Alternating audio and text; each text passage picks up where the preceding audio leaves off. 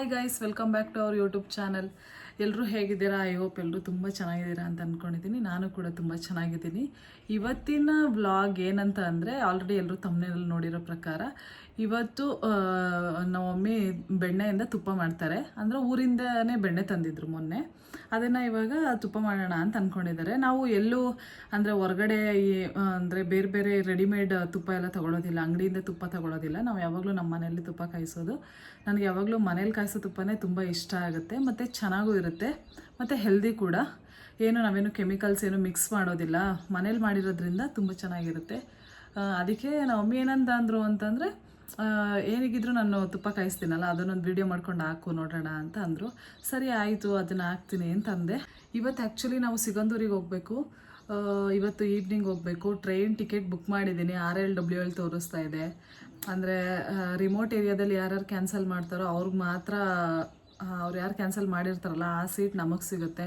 ನಮ್ಮದು ಒಂದು 7 ಸೀಟ್ಸ್ ಇದೆ. ಎಲ್ಲ ಹುಡುಗಿರೇ, ಅಂದರೆ ಹೆಣ್ಮಕ್ಳೇ ಹೋಗ್ತಿರೋದು. ನೋಡಬೇಕು, ಅದು ಏನಾಗುತ್ತೋ ಏನೋ ಗೊತ್ತಿಲ್ಲ. ನನಗಂತೂ ಭಯ ಆಗ್ತಿದೆ. ಇವಾಗ ಏನಾದರೂ ಟಿಕೆಟ್ ಏನಾದರೂ ಕ್ಯಾನ್ಸಲ್ ಆಯಿತು ಅಂತಂದರೆ ಮತ್ತೆ ಬಸ್ ಬುಕ್ ಮಾಡಬೇಕು. ಬಸ್ಸಲ್ಲಿ ಯಾರು ಹೋಗ್ತಾರೆ ಹೇಳಿ? 400 ಕಿಲೋಮೀಟರ್ಸ್, ಅದು ಕುತ್ಕೊಂಡು ಯಾರು ಹೋಗೋಕ್ಕಾಗಲ್ಲ. ಅದಕ್ಕೆ ನಾವು ಸ್ಲೀಪರ್ ಬುಕ್ ಮಾಡಿದ್ವಿ. ಈ ಸ್ಲೀಪರ್ ನೋಡಿದ್ರೆ 4 ಡೇಸ್ ಮುಂಚೆನೇ ಬುಕ್ ಮಾಡಿದ್ದು. ಅದಿನ್ನು RLWL ತೋರಿಸ್ತಾ ಇದೆ. ಇವತ್ತು ಕನ್ಫರ್ಮ್ ಆಗುತ್ತೆ. ಅದೊಂದು ನೋಡಬೇಕು ಏನಾಗುತ್ತೆ ಅಂತ. ಇವಾಗ ಫಸ್ಟು ನಾವು ನಮ್ಮ ಮಮ್ಮಿ ಹೇಗೆ ಬೆಣ್ಣೆ ಕಾಯಿಸ್ತಾರೆ ಅಂತ ನೋಡ್ಕೊಂಬರೋಣ ಬನ್ನಿ. ಇವಾಗ ಇದರಲ್ಲಿ 5 ಸೇರು ಬೆಣ್ಣೆ ಇದೆ.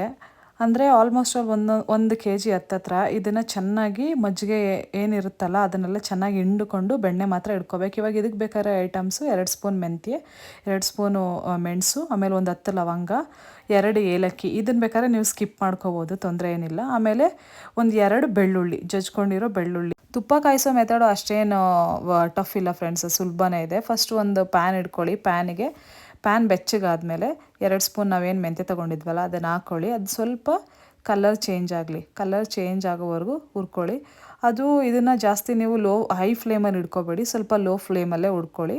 ಅದಾದಮೇಲೆ 2 ಸ್ಪೂನ್ ಏನು ಮೆಣಸು ತೊಗೊಂಡಿದ್ವಲ್ಲ ಅದನ್ನು ಹಾಕಿ ಅದನ್ನು ಚೆನ್ನಾಗಿ ಒಂದು ಸ್ವಲ್ಪ ಬೆಚ್ಚಗಾಗಬೇಕು, ಅಷ್ಟು ಮಾತ್ರ ಹುರ್ಕೊಳ್ಳಿ. ಅದಾದಮೇಲೆ 10 ಲವಂಗ ಹಾಕ್ಕೊಳ್ಳಿ. ಅದಾದಮೇಲೆ ನಾವೇನು ಏಲಕ್ಕಿ ತೊಗೊಂಡಿದ್ವಲ್ಲ 2 ಏಲಕ್ಕಿ, ಅದನ್ನು ಹಾಕ್ಕೊಂಡು ಹುರ್ಕೊಳ್ಳಿ. ನಿಮಗೆ ಏಲಕ್ಕಿ ಏನಾದರೂ ಬೇಡ ಅಂತಂದರೆ ಅದನ್ನು ಬೇಕಾದ್ರೆ ನೀವು ಸ್ಕಿಪ್ ಮಾಡ್ಕೋಬೋದು. ನೀವು ಇದನ್ನೆಲ್ಲ ಹಾಕಿದ್ಮೇಲೆ ಸ್ವಲ್ಪ ಅಂದರೆ ಲೋ ಫ್ಲೇಮಲ್ಲೇ ಇಟ್ಕೊಂಡು ಒಂದು ಸ್ವಲ್ಪ ಕಲರ್ ಚೇಂಜ್ ಆಗೋವರೆಗೂ ಮಾತ್ರ ನೀವು ಹುರ್ಕೊಳ್ಳಿ. ಅದಾದಮೇಲೆ ಆರಿಸ್ಕೊಂಡು ಅದನ್ನು ನೀವು ಮಿಕ್ಸಿ ಜಾರ್ಗೆ ಹಾಕ್ಕೊಳ್ಳಿ. ಮಿಕ್ಸಿ ಜಾರ್ಗೆ ಹಾಕ್ಕೊಂಡು ಸಣ್ಣದಾಗಿ ಪುಡಿ ಮಾಡ್ಕೊಳ್ಳಿ. ಅಂದರೆ ನೀರು ಏನು ಆ್ಯಡ್ ಮಾಡೋ ಹಾಗಿಲ್ಲ. ಜಸ್ಟು ಅದನ್ನು ನಾವೇನು ಡ್ರೈ ಇರುತ್ತಲ್ಲ, ಡ್ರೈ ಐಟಮ್ಸ್ ಏನು ಹುರ್ಕೊಂಡಿದ್ವಲ್ಲ ಅದನ್ನು ಮಾತ್ರ ಮಿಕ್ಸಿ ಜಾರ್ಗೆ ಹಾಕ್ಕೊಂಡು ರುಬ್ಕೊಳ್ಳಿ. ನೋಡಿ ಇವಾಗ ಈ ಥರ ನಾವು ಮಮ್ಮಿ ರುಬ್ಕೊಂಡಿದ್ದಾರೆ. ಈ ಥರ ರುಬ್ಕೊಂಡಾದ್ಮೇಲೆ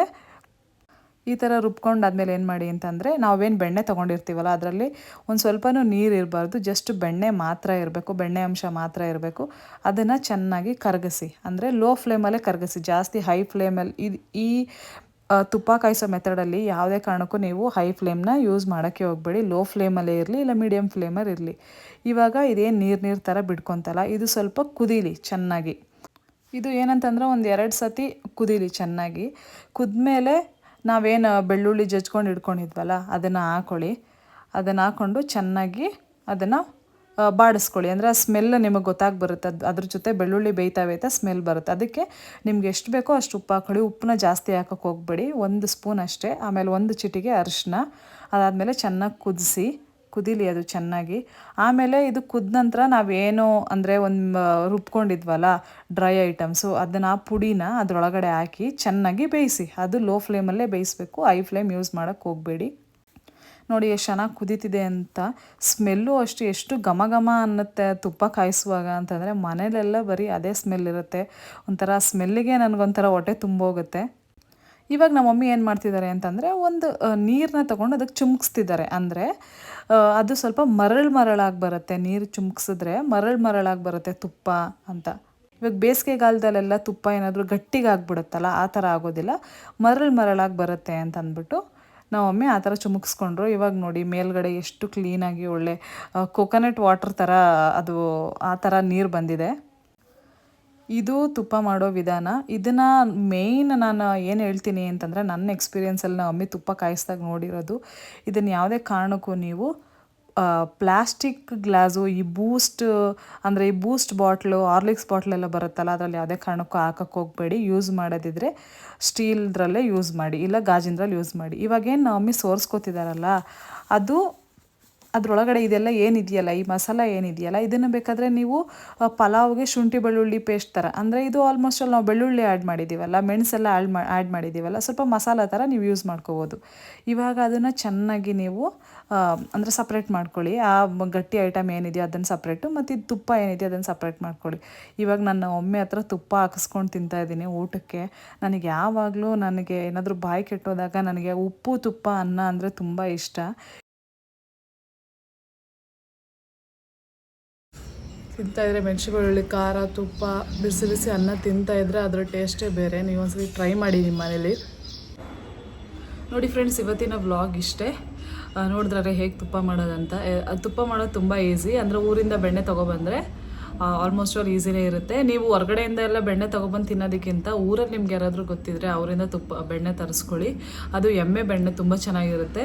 ಇಲ್ಲಿಂದ ನೀವು ಬೆಣ್ಣೆ ತೊಗೊಂಡು ಜಾಸ್ತಿ ಇದು ಬೇರೆ ಬೇರೆ ಇಂಗ್ರೀಡಿಯೆಂಟ್ಸ್ ಎಲ್ಲ ಕೆಮಿಕಲ್ ಎಲ್ಲ ಮಿಕ್ಸ್ ಮಾಡಿರ್ತಾರೆ, ಅದನ್ನೆಲ್ಲ ತೊಗೊಳಕ್ಕೆ ಹೋಗಬೇಡಿ. ಊರಿಂದ ತೊಗೊಬಂದು ಬೇಯಿಸ್ಕೊಳ್ಳಿ. ನಮ್ದು ಆ್ಯಕ್ಚುಲಿ ಮಂಡ್ಯ, ನಾವು ಮಂಡ್ಯದಿಂದ ನಾವು ಯಾವಾಗ್ಲೂ ಊರಿಂದನೇ ತುಪ್ಪ ತರಿಸೋದು. ನಾವಿಲ್ಲೆಲ್ಲೋ ತುಪ್ಪ ಪರ್ಚೇಸ್ ಮಾಡಲ್ಲ. ಏನಕ್ಕೆ ಅಂತಂದರೆ ನಮ್ಗೆ ಇಲ್ಲಿ ಇರೋ ತುಪ್ಪ ಅಷ್ಟು ಇಷ್ಟ ಆಗೋದಿಲ್ಲ, ಏನೋ ಒಂಥರ ಅನಿಸ್ತಿರುತ್ತೆ. ಆದರೆ ಮನೇಲಿ ಬೇಯಿಸಿರೋ ತುಪ್ಪ ಅಂದರೆ ತುಂಬ ಚೆನ್ನಾಗಿರುತ್ತೆ. ಇವತ್ತಿನ ವ್ಲಾಗ್ ನಿಮ್ಗೆ ಇಷ್ಟ ಆಗಿದ್ದರೆ ಲೈಕ್ ಮಾಡಿ, ಶೇರ್ ಮಾಡಿ, ಸಬ್ಸ್ಕ್ರೈಬ್ ಮಾಡಿ. ಇಷ್ಟ ಆದರೆ ಮಾತ್ರ ಮಾಡಿ. ಬಾಯ್. ನೆಕ್ಸ್ಟ್ ವೀಡಿಯೋದಲ್ಲಿ ಸಿಗೋಣ.